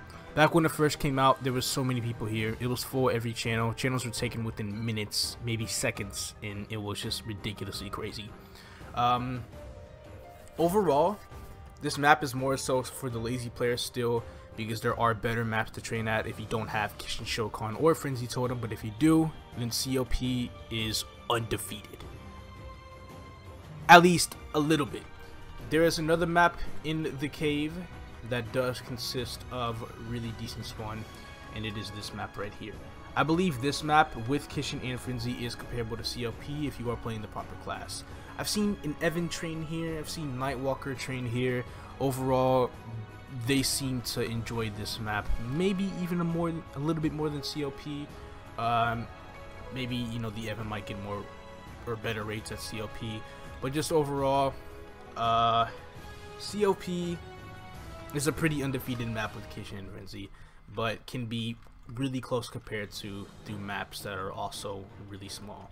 Another contender would also be another map I'm about to show right now. This map pretty much looks like a replica of Chickens 2, but the monsters here are level 239 to 240, so it can be really good. But once again, if you are a certain class, this might even be better than CLP. The reason why it might not be better to some is because, you know, they want to keep the laziness that they have at CLP and they don't necessarily want to move around. And once they realize that moving around and being active looking at the game is better rates, they'll probably want to do that, but probably just go back to CLP if they just want to do a little bit of a lazy grind. So overall, this map is not too bad. The map outside of this map is also not very bad either. It's very small, so if you are able to tackle out both sides, then it's really good. We have an Ice Lightning here who has really good clearing, is able to clear all the mobs before they spawn because it doesn't necessarily take too much effort, but overall it's still really good. I have about 2 more maps I want to show in the cave because the cave does consist of a lot of maps. We have Cavern Upper Path. This was my map that I trained at all the way from 230 to 237, so I was here for 7 whole levels before the release of Morass. It was one of my favorite maps to train at, really, only because I love the amount of mobs that were killed by impact on this side here. I would always just jump over here, come to the bottom, or come to the right side, jump down, and then go back to the left, and then use whatever beholder skills I had ready, and my map clear was just phenomenal. The final map I will show, this map does get a lot of publicity as well, for it being very long and having, you know, 2 layers on it, is this map here. I'm not necessarily sure what the name is. I'm gonna have to look up the mob names as well, but overall this map is not bad. Being able to actually move around, not having to worry about mob respawn, it's always the best thing, and it's one of the reasons why KMS players really love training at these long maps. So without further ado, the cave is done. We are now going to venture onto Morass. I now welcome you guys to Shadow Dance Hall. Now Morass is really weird. There are some maps in Morass that are really good without the use of Frenzy and Kishin, but if you are using them, then I don't highly recommend training here. But if you're not, then it's not too bad. My favorite areas in the Shadow Dance Hall are mainly just the second map and the fourth map. Those are both really good maps to be training at. Their level is roughly around the same as the mobs in the Arcane Cave. These guys are level 240 and the other shadows are level 241, and this area does require 480 Arcane Force. Overall, Arcana might be a lot better than the map here, but if you are able to tackle down the layouts of Shadow Dance Hall 3 and 4, then in the burning effect as well, if the burning is also higher, that might make Morass a better contender than Arcana without the use of spawn enhancers. Now the training routine here could be a little weird for most classes. You might not be able to get used to it at first, but it's more of a create your own kind of thing. Like, we've got portals here that you can kind of use to boost it up a little bit. But if you are playing a certain class and you kind of train around the map long enough and kind of figure out your own training routine, you might be able to find it a lot better than maps in Arcana. And then here's Shadow Dance Hall 4, and overall I feel like this has the best layout. I feel like this layout is pretty easy to control, and then we have the teleporter here that just takes you from one side of the map to the other. Now, pretty much utilizing a skill set well, if you have a lot of vertical range skills, you'll be able to take out the whole entire map by just going down from the bottom and then walking all the way over to the end, and you'll be able to easily just train here really well. But that's only for classes that do have a decent set of vertical skills. If not, then it really is what it is. So that day in Truffet requires 520 Arcane Force, and all three maps are really good for the majority of classes. I wouldn't say all classes, but a majority of them perform really well. Now that day in Truffet 2 is probably the only good 520 Arcane Force map that mages can train at.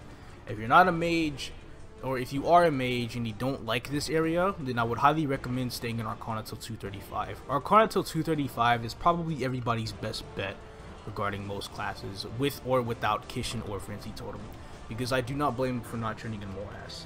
Morass is pretty much the weird introduction of the huge map layouts, where mainly characters that don't necessarily have Kishin or Frenzy will perform better in. So this is Truffet 2. The cycle here is to just go around in circles, and that's essentially it. That day in Truffet 3, you are to start. I'm going to use this rune so I do not become at risk of a lie detector. But when you are in that day in Truffet 3, along with the fourth map, because they're basically the same, you start off on the right side of the map and you clear all the mobs and then drop down at the left side of the map. If you have a vertical skill here that can cover the whole ground like that, that works really well. And you have a skill here that covers all the platforms, that works really well as well. As you can see, Dark Spear killed all the mobs there. This map is a godsend for Dark Knights. I loved training here as a Dark Knight. I was here from 237 to 241. So overall, I just had a really nice experience here. Of course, I would have been here longer if I wanted to train more, but I wasn't necessarily in like the huge training mood, so I didn't really train for too long. But at the end of the day, I had a blast training in Morass. So last but not least, we'll have that day in Truffet 4. We have certain classes such as Nightwalker and Zero taking advantage of this map here, while we had classes such as Dark Knight, Demon Slayer, Angelic Buster, maybe even Hero training in that day in Truffet 3. Now this map is a little weird to me. I'm not necessarily used to the layout or how I can manage my skills here, because all classes have a different skill set that they can manage here. As you notice, once you get to 5th job, you'll start to have to utilize your skills a little bit more in a certain way or fashion to make up for the best rates in certain maps. I don't necessarily know how to use my skill set here for the best rates, but I guarantee you, even if I did, it would still pale in comparison to Truffet 3, because Dark Knights perform so well in Truffet 3. But anyway, this is Truffet 4, so without further ado, let's move on to the Sea of Beginning Isfera. So starting in Isfera, we are going to start with the Mere Touch Sea area. This area does require 600 Arcane Force to be able to deal full damage in. And we're going to start off with Mere Touch Sea 2, which is the red spiders. Now, every time I come here doing dailies, I always encounter an ice sliding in this map. So it is pretty much confirmed that ice slidings are really good in this map. Now, a lot of people, even with Kishin, love to train in Mere Touch Sea. In GMS, Mere Touch Sea with Kishin is far superior than Radiant Temple. And I'll go over Radiant Temple here in a few. Mirror Touch Scene consists of 3 maps. Here's map 2. It really just depends on whatever layout you think you can perform in the best. That was map 2. This is map 3 to make sure both the red and the purple spiders. Streamer Zero by Divide, if you've watched him a bit, has trained in this map for a while when he usually farms through chocolates, which is weird because I think a majority of the people would have been in MTS2. But like I said, whatever map layout you feel is best for you, definitely go for it. And then afterwards we have Mirror Touch C4. Now, I used to train on Mirror Touch C4 on my Dark Knight for a little bit. It didn't necessarily last long, but the rates weren't necessarily all that bad.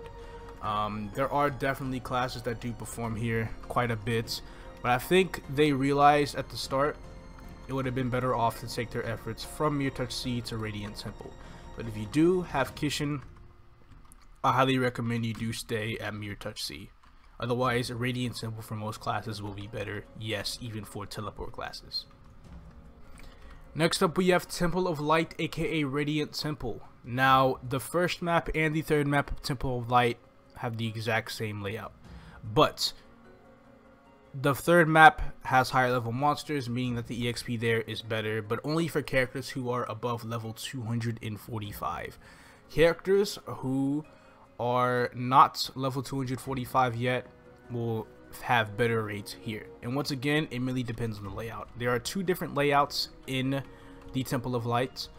This is the first one, where you mainly go in circles, but sometimes the platforms can be a little bit of a bitch to get on if you are, for a majority of classes, in my opinion.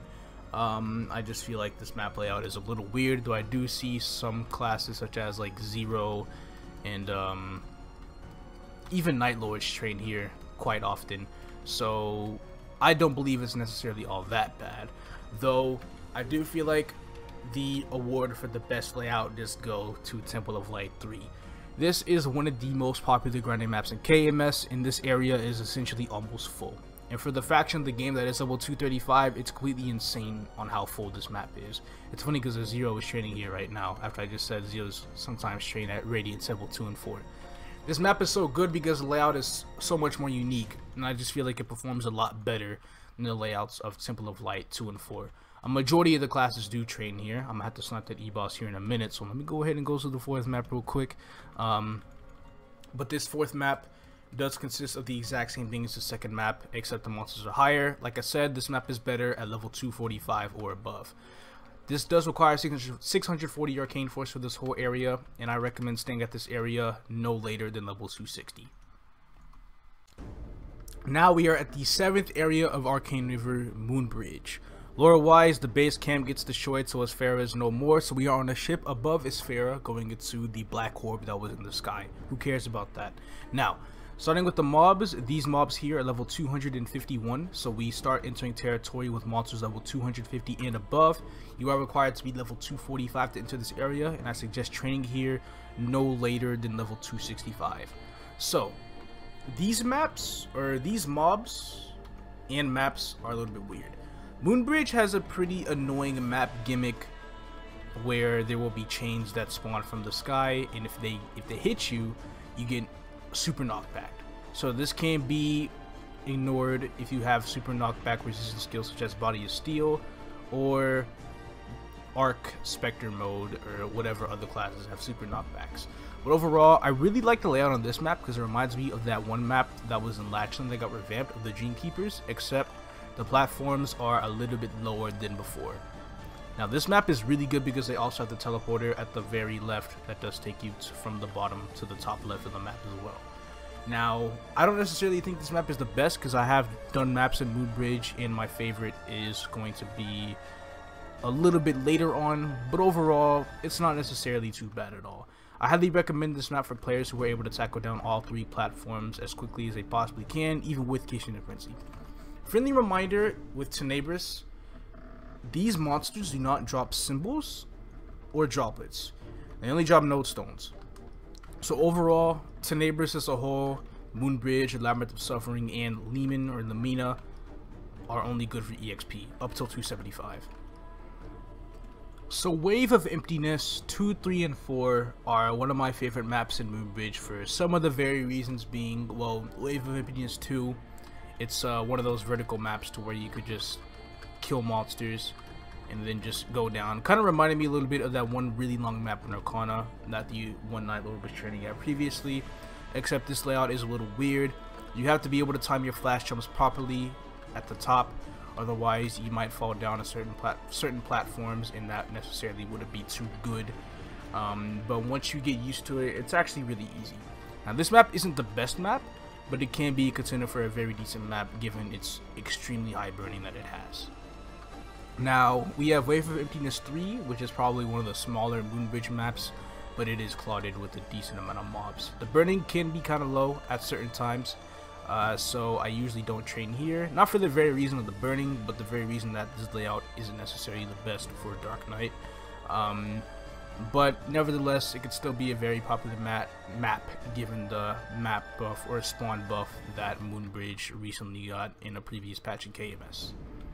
Now, last but not least, my overall favorite Moonbridge map is Wave of Emptiness 4, and I'm going to show you that right now. Going to White Spear 3, it is going to be this map right here that automatically takes you there. Now, other players I see train at this map as well. Funny enough, it is at 100% burning, so that just makes it even better, because it is better than Temple of Light for me, even when they're both at 0 burning. So having it at 100 is just really good. And the map layout here, or the map training routine here, is just really simple to me. All you necessarily have to do going at the start as a Dark Knight is just using Dark Spear, takes out the mobs at the top, Radiant Evil up here, or just use the Spider node, or True Arachnid Reflection, and then just constantly use Impale to take out mobs at the bottom till you make it to the teleporter down here, and then just start the cycle over again. Overall, it just makes this map really good, and probably the map that I will stay at once I actually grind more decently until 220 or until 255. That is, if I want to do it. And that's necessarily it for Moonbridge. So let's take a look at Labyrinth of Suffering.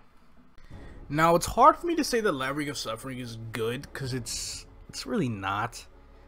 But overall, there are some pretty decent mechanics that people can use in the map to make it actually good. And when I say pretty decent mechanics, I literally mean mechanics. I have seen mechanics train in this area up until 255 plus, and they make it look really good. It just overall depends on the placement of summons for them. So as a mechanic main, I would highly recommend checking out Labyrinth of Suffering, checking out where you can place out your summons. Unfortunately, it was a stream, so I do not have video proof of a mechanic training in the area. So if you are a mechanic main, I would highly recommend checking maps like these in the Labyrinth of Suffering out. Now, other maps in Labyrinth of Suffering I would check out would be towards the end. This next map I'm about to suggest is mainly good for those vertical mobbing classes that have decent vertical range, and that would be, such as Night Lord with Showdown, Dark Knight with Dark Impale, Angelic Buster with Primal, so on and so forth. Now, comparing this to Moonbridge, or this map to Moonbridge, Moonbridge is far better due to Labyrinth of Suffering's lack of mob spawn rate. Even though these guys give well over 700,000 EXP in normal servers, the lack of the good spawn rate is pretty ridiculous. It is a tad bit smaller than Moonbridge maps really, so with the use of Kishin, this area might look to be a little bit better than just various Moonbridge maps in general. I could be completely wrong, and Labyrinth of Suffering could be bad in both areas or all servers. But it is definitely an area worth checking out to see if the EXP does indeed beat Moonbridge. Otherwise, you'd essentially just be on Moonbridge until level 255 until you can access Limen. So that's Labyrinth of Suffering. Looking back at Labyrinth of Suffering, I've realized that there are probably 3 more decent maps that I should probably cover here as well. A little bit better than I anticipated it to be. So this is the first map right here. It has these mobs right here. The names, I'm going to look that up because I really don't know what their names are. But I saw an ice lighting train here, and the training didn't really seem too bad. Essentially, the rotation for the ice lighting was to use these teleporters at the very top and the bottom of the map, and they would use their teleport skill to teleport upwards while spamming chain lightning. Doing so would pretty much cause their attacks to hit the middle of the map every time, so that way it'd be really easy for them to just use the teleporter that's up here, and then they would come back to this side, and then they would just teleport up using chain lightning, destroying pretty much everything. It looked overall not too bad. I figured it'd be really nice. Though what can be annoying are the locations of the teleporters, so you would waste some time trying to walk or teleport to these teleporters to reset your rotation. But overall, the rotation isn't necessarily too bad. As I return to the purple area of Labyrinth of Suffering, I've realized that this map here was very good for a specific class, aka Wild Hunter. The reason why this map was so good is because this map, or at least the halves of it, can be accessed by teleporters, where we have a teleporter at the bottom, and which I'm gonna have to look for. There it is. That takes you to the other side of the map, and for mainly Wild Hunter classes, they're easily able to use Wild Arrow Blast to cover pretty much all the mobs as they jump down all the way to the bottom. Use the teleporter here, pretty much constantly use Wild Arrow Blast and kill all the mobs here as well. Now, of course, the Wild Hunter was not just using Wild Arrow Blast, he was also utilizing his summons as well and all that other jazz. I will have various videos of training maps in Tenebris in the description, because following this formula, or following their rotation, really helps out. It can help people get better rates. And with Kishin and Frenzy applied to the system, I feel like this map wouldn't be too bad at all, even with those features. Like, it's a big map, but with those spawn enhancers, I still think it will still be better than some other maps. But, you know, small maps, it can really help out with it as well. Now, this next map I want to cover, hopefully this is it, but I saw a map that a hero was training at. It doesn't look like it is, though. Okay, these are, yeah, I was looking for the red mobs, so it is at the very bottom. But these red mobs here, a hero was training here, and his rotation, there's somebody else training here right now, and it's an Aran. And Aran was training at, you know, from another video I saw, and Aran was here as well. Essentially, the rotation is to just go up and around, and just do all that. Unfortunately, as a Dark Knight, I'm not sure if my rotation here will be very perfect, because Dark Knight training is kind of weird in Tenebris. I don't really like it, which is why I consider job changing to Paladin. But overall, for classes that have nice horizontal and vertical range mobbing skills that can move decently upwards and, you know, to the side, this is a really decent map worth trying out. Now, this Limen footage is pre-recorded. This is me training at Limen. The first area I am trying out is the horizontal map of World Sorrow. This map is actually really good for classes such as Paladin, because Paladin's 2nd, 5th job skill, when the hammers are completely charged, can take over all the platforms, and you could just walk through it like a Viper can walk through a majority of maps of Lord of the Deep. It works really well here, and as a Paladin main, without Kishin or Frenzy, I would highly recommend checking this place out. The next map I want to talk about in Limen would be the 2 vertical maps in World Sorrow. Now, this first map is really decent for classes such as Viper, checking out famous Korean streamer Munchie training here. He was essentially just going down, or jumping down from the right side, going to the left side, and then just using rope lift to go back up, and then using the third V to transition to the right side. Using Lord of the Deep, he was essentially drilling down every single mob that was in the map.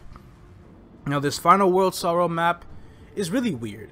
I happen to get better rates training here going up, and then using the portal to go back down, and then going down, and then using the portal to go back up. Setting up my skill management properly, I'm able to actually get a decent amount of EXP here, and it might even be better than Moonbridge once I get to a decent level for it. Overall, I have seen characters such as a Cadena training this map, a Xenon training this map. I will have video footage of them training in the description down below, but it's really not necessarily all that bad. Though it does require 850 Arcane Force, whereas in Moonbridge required 670 and 730, and Labyrinth of Suffering required 790 and 820. Limen does require a huge amount of Arcane Force, so you might be time gated out of just dealing full damage here for a while if you do happen to level up to 255 as quickly as possible. Next up, we have World's End, which is the final area of Limen. The first 2 maps shown at World's End actually feel very GMS friendly. They are the smallest maps in Limen, so you could test out using Kishin or Frenzy in these said maps. and I do humbly believe that you guys will get very good EXP rates here at World Sorrow, or at least the first 2 maps. They are not that bad at all, and they just seem like with Kitchen and Frenzy, people would just be railing through them as fast as possible. Now map 2 seems a little bit more GMS friendly than map 3, because map 3 mainly just has mobs all up on one side and then not necessarily that many mobs on the other side, whereas map 2 is kind of the same, but it's not as major as map 3 or whatever I was just talking about before. The first map has less mobs on the right than the second map. So next up, I will be talking about this last map here, or not last map, but the final map, 1-6 at World's End. This map is weird, per se. I don't think this will be the best map to try out in GMS. Maybe it will, maybe it won't. I'm not necessarily too sure. But as a Dark Knight, I figured out I had some really decent strats for this map. I would use my Beholder skills on the right and the Dark Sphere on the left, and then just impale at the bottom to clear mobs. And overall, it seemed pretty decent. I did test compared to Moonbridge. Moonbridge was a lot better, but I do feel like if I leveled up more to get closer to the Limen level, then the Limen would be better as well. Or Limen would be better than Moonbridge, especially World's End. I figured it's not necessarily all that bad as a Dark Knight per se, and then I saw a Viper and an Arc train here as well. So with KMS, this did seem like the more so popular map to train at all the way up until 275, requiring 880 Arcane Force, meaning in order to get 1.5x damage in this map, you must get level 20 in all your symbols. And then I had this one last map per se, which I figured wasn't necessarily too bad. There's not really that much spawn at the bottom, but with Kitchen, you'll be able to kill them pretty quickly. They don't really have that much room, though there is one annoying platform on the top. Though if you do have a summon that you could place on the top, and then you could just focus on the bottom yourself, this map can be really, really good. I honestly believe this map might be meta for some players in GMS as well, only because of how the bottom is so crammed together and it's so small. It just, the top mobs will kind of kill the spawn unless you have a summon to clear that out. And if you do, this is essentially the map for you. And that's it for Arcane River, all the way up until 275. For the rest of the video, for the questing and the bossing in the dailies portion, I will be hopping back onto GMS for easier transportation and an easier understanding of the game, so you guys can, of course, understand better. At level 30, the very first ever theme dungeon you unlock will be the Eleanor Fairy Academy. This is essentially going to help you get to close to level 40. I would say for the most part, running through it will probably get you to about 38ish or so, but nevertheless, it's still good enough to start off Gold Beach given at 35.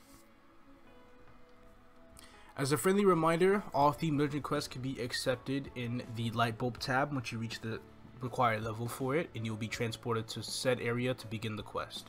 Next up, we have Gold Beach. This is from 35 to 50.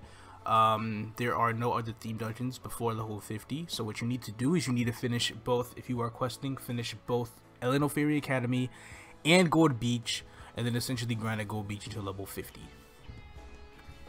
From level 50 to 60, we have the Arena Straight theme dungeon. Now, doing this whole entire theme dungeon once again after accepting it through the light bulb does not get you to level 60. There are various training areas in here that can help that I did not put in the training segment because you had to do these quests to unlock them. But there are some nice training maps here that can assist you on reaching level 60. But if not, you can go to the other maps such as Perion to fight wild boars and skeletons to assist your final push to level 60. For level 60 to 70, we have the Mushroom Castle. Now, of course, this theme dungeon does not get you to 70, and once you finish this theme dungeon, there are no more quests you can do until level 75 if you're on GMS, and our other servers at level 95. So this theme dungeon, of course, has the teleportation method to Genesis, but if you really don't care about that method too much, then you can go ahead and start it off and then finish it through, especially for those who do want to quest, because the theme dungeon here isn't necessarily too bad, but at the same time I do feel like grinding out these levels are a little bit faster. Now at level 75, you get to unlock the Afterlands. I believe this is a GMS exclusive theme dungeon. So doing this apparently is really good EXP from level 75 to 90, though the level range does specifically state level 75 to 115. The rewards in Afterlands are actually really good because the given rewards are permanent totems. And these totems there are 4 totems that are given out to you, and these totems give one of each stat. So there's a strength totem, dex, luck, and int. And all the totems have 7 attack and 7 magic attack. So if you want to do the Afterlands, I would highly recommend doing it, not just for the quest at level 75 for how good the EXP can be, but for the totems as well, because they have their own slot and it really helps with boosting your damage. At level 95, you do get a quest called the Invitation to Ellen Forest. This, I wouldn't really count this as a theme dungeon, but it is a quest line that does essentially consist of a theme dungeon. But in order to get to Ellen Forest, it is around Ludus Lake. So you would arrive at Ludibrium. There's a taxi here that could take you to Ellen Forest, or you could just walk to the Helios Tower and then transport to Ellen Forest and start the available quest yourself. Keep in mind, this does require you to be at least level 95, and doing so, you will go through a series of quests that definitely won't take you all the way to 110. But if you want a quest for your last push for 3rd job, then it's not that bad. At level 100, you unlock Grand Athenium, which is a very cutscene heavy theme dungeon. There are 5 acts in it, and each act has something that's very, very important to the game's story. If you are interested in the story, then there is definitely no problem with doing this quest line, but if you aren't, it's a lot better to just grind out these levels than the quest. It's a lot better. At level 115, you unlock the quest line for Lion King's Castle, which is a required quest line if you want to fight off Von Leon. So I do highly recommend giving this a shot at level 115 if you do insist on maining the character. If not, it's not going to kill you if you don't do it. Grinding is still a tad bit better in this level range, but if you are a questing freak, then go ahead and do it, because it's not necessarily that bad at all. For levels 120 to 125, yes, only 5 levels, I will be covering the Fantastic Theme World. This is essentially the KMS made theme dungeon of the fantasy theme park in Malaysia, except this is available for all the servers, and it's not necessarily that bad of a theme dungeon at all. Though, once again, EXP might be a little most of the quests EXP can be lackluster till you know, the very end of the theme dungeons that are listed. But for now, from like level 100 to 150 or so, the theme dungeon EXP isn't necessarily the greatest. At level 130, you unlock Golden Temple. Golden Temple is another theme dungeon. There are 2 theme dungeons actually that are in the level 130 to 140 level range. First one being Golden Temple. So once you do hit 130, and if you are a quest fanatic, then there are 2 different theme dungeons you can do. One is not really required, which is Golden Temple, and the other one is for a certain boss, which will be the Crimson Heart Castle. The other theme dungeon, level 30, as said before, is the Crimson Heart Castle. This is the prerequisite to the Gollux pre-quest, which is unlocked at level 140. So if you want to, you can do Golden Temple. You can wait until level 140, and then you could do the entire Crimson Heart Castle storyline up to Gollux. Now, after the Crimson Heart Castle portion is done, the Gollux portion EXP isn't necessarily all that great, but it does unlock a boss that's really helpful for your progression in the game. At level 145, we do have the Kerning Tower quest line. The EXP here is decent all the way up until level 155. So I would suggest giving this a shot, while at the same time training out monsters in Kerning Tower, because the monsters aren't necessarily too bad. You can enter Kerning Tower after that, and then there'll be like a brief little cutscene at the start, and then it'll pretty much be the start of your journey of Kerning Tower. See, training here while doing the quest will accumulate a decent amount of EXP to help you breeze to at least level 150 without too many problems. At level 150, you could begin Stone Colossus, which is from Chief Tatamo in Leafree. Accepting this quest, doing so will teleport you to the Stone Colossus area, and you will be able to start the quest line. The level range for this quest is from 150 to 165, though you probably won't get too many levels from it. It's still necessarily not that bad, given the quests aren't really that bad themselves either. At level 165, we will have Omega Sector being unlocked for you to be able to actually quest here. Doing Omega Sector is actually pretty viable for players who want to gain more Meso and more reward points due to the boss at the very end. because the boss at the very end is a cubable boss. Killing this boss will pretty much give you 50 reward points every single day, and probably a couple mil every single day, given the crystal and the etc. items that drop from the boss himself. So even if it's not for EXP, doing the questline here does unlock a pretty valuable boss. Now, not necessarily as valuable in GMS unless you're in it for the reward points, but it could be pretty valuable in other servers. From level 175 to 190, I should have recorded this on KMS when I was on there, but we do have a new Savage Terminal theme dungeon that will come out in the spring for overseas servers, so that will be worth checking out. And it will actually have some pretty decent training maps there as well for those who are unable to train in various maps or just don't find them as good. This new Savage Terminal theme dungeon will help out in that lower level area, so that's not necessarily too bad. But from 185 to 200, we do have Fox Valley. Fox Valley is overall not necessarily that bad of a theme dungeon. It can really help out players reach level 190. Of course, it really won't get them to 190 on the dot, but the mobs here, the EXP is pretty comparable to Twilight Perion, so spending some time training here should get you a few levels. So as you could tell from the last guide, there are a few more additions of quests that have been added for easier questing to level 200. Of course, questing won't carry you all the way to level 200. There will have to be some grinding that is done in the mix. But as a newer player, if you want to explore more, this is definitely a fun way to explore your first 200 levels in the game. Last but not least, I'll be going over viable bosses and dailies in this guide that you can do before I approach my conclusion. The very first accessible boss is Easy Zakum, which is located in El Nath. The best time to do Easy Zakum is after you finish Reina Strait and hopes to get a Zakum helmet. Now, keep in mind, this does share the daily entry limit with normal Zakum, so it is only one time a day. So if you are planning on trying to get to normal Zakum within the same day, do not do Easy Zakum. Easy Zakum is probably one of the most easiest on this list because you'll only ever do it once or twice, maybe even 0 times for that matter, but it's still a good addition for newer players in the game. Now, of course, the next thing on the list for level 100 plus and reboot is normal Zakum, or level 90 plus. Normal Zakum gives a really decent amount of EXP.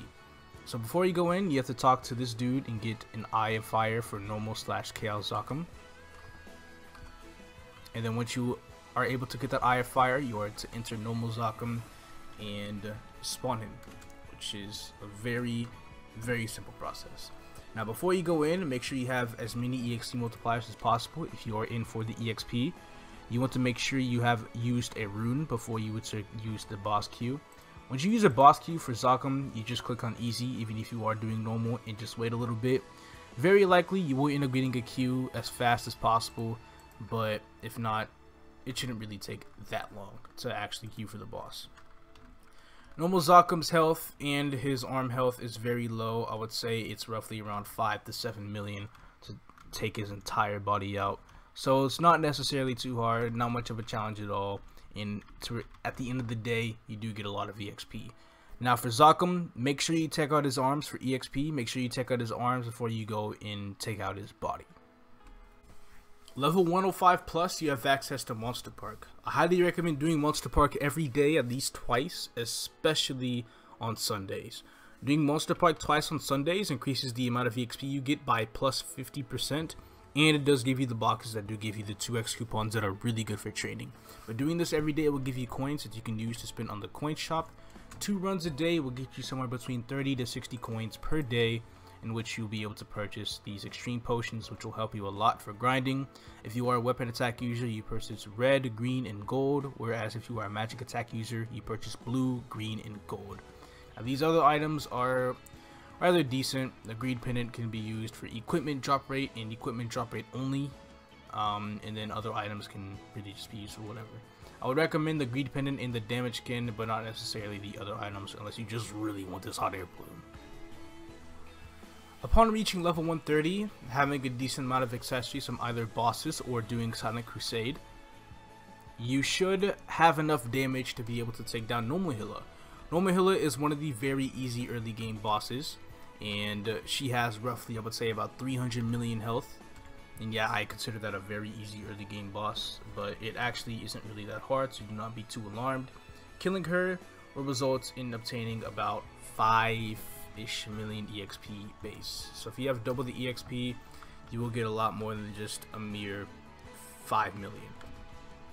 Hilla overall is a boss I would highly suggest you do every day, especially if you are in reboot, only because not only is the EXP good, but she will drop a boss crystal that will help you get a few million meso at the very least, which is why these boss dailies are always very important, because not only do some of them give phenomenal EXP, they also give either boss accessories that you need for in-game, though Hilla doesn't necessarily give boss accessories, but she gives Necro Gear, which is very viable for early game for some cases if you don't have Frozen as a burning character. But the Necro Gear is really good for starters, as well as the EXP and just the boss crystal money overall. So it is definitely worth to run Hilla every day as much as you possibly can. Now, a good daily to do is Gollux. Now, before I did say that the Gollux questline is bad in EXP, but it is very essential to fight, you know, Gollux, because Gollux is a very required boss given how good the gear is from him. But I do want to talk about how good the EXP is from mobs in this map.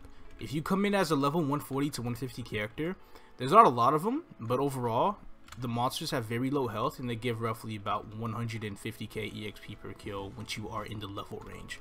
It is just really good for early game characters. Now, of course, the flying dark stars, or the flying whatever they're called. They're not called dark stars. They're from Populatis, but the dark stars are from Populatis, not like these guys. Off topic. The tree mobs in general just give a really decent amount of EXP as a start. And not only is Gollux already so essential to do, it's just the EXP makes it even better on top of that for the lower level players. Next up, we have normal Horntail. If you are strong enough, you can fight Chaos Horntail. But at level 160 plus, killing off normal Horntail, both of the heads at the start, and the body that spawns, this overall gives a super good amount of EXP, and I highly recommend doing it as a starting player. For normal Horntail though, I would highly recommend being at the very least level 160, because if you're not 160, this might show to be a very big challenge. But if you are, then it shouldn't necessarily be all that difficult.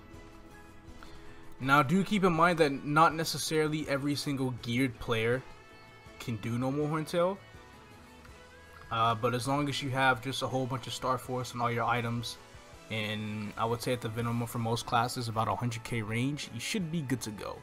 Even with that much range, it can take a while, and if it does take a while for you to do Horntail, it is very possible to die out very fast. So if you do go in with the EXP coupon, just keep in mind that if you kill slow, there's a high chance that you'll die from whatever one-hit skill or seduction that he'll end up doing that will throw you off on your pattern. Now, there's also Chaos Horntail, which gives even more EXP than normal Horntail, but it is a lot harder than normal Horntail is.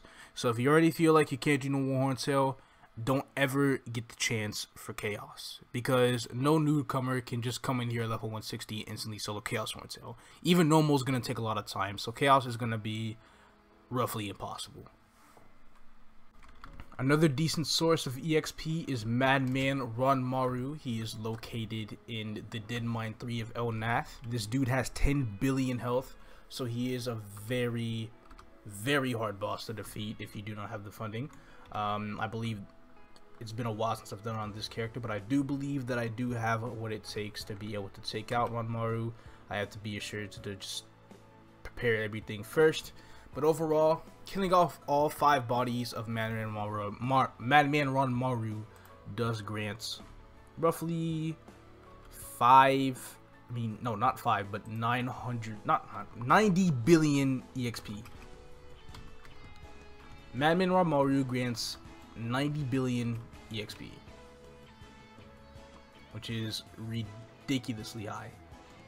It's definitely worth doing once you actually have the necessary damage to be able to do so, because I'd definitely be doing it a lot if given the chance.